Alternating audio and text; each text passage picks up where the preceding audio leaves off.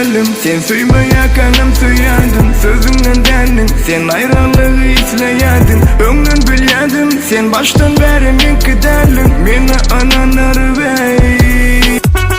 Hey başımın belası, durkum bilen sana zar zar zar. Var mı aşığın günesi, sen bana min sana yar yar yar. Ayalı alıp görkünü aydan, ayalı yasamam men onu aydım. Bolayın yarama her gün yürüp varama, bilerim aydın ama bilerim aydın. Olmaz sensiz, geçmez sensiz bir gün hayalım sen.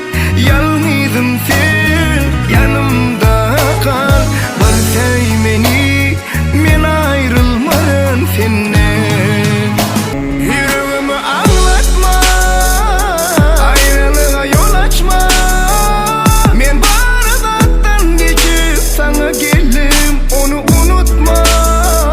Şu gün akşam barayın mı, karaca gözlün göreyim mi? Şu gün akşam barayın mı, gül cemalın göreyim mi? Deviller gül açana, alma yanaklı orada. Desse kimin doğduğun, anora anora can. Gözlemeli senin yerlerden, sorayan yerlerde yadadım sensiz yerlerden.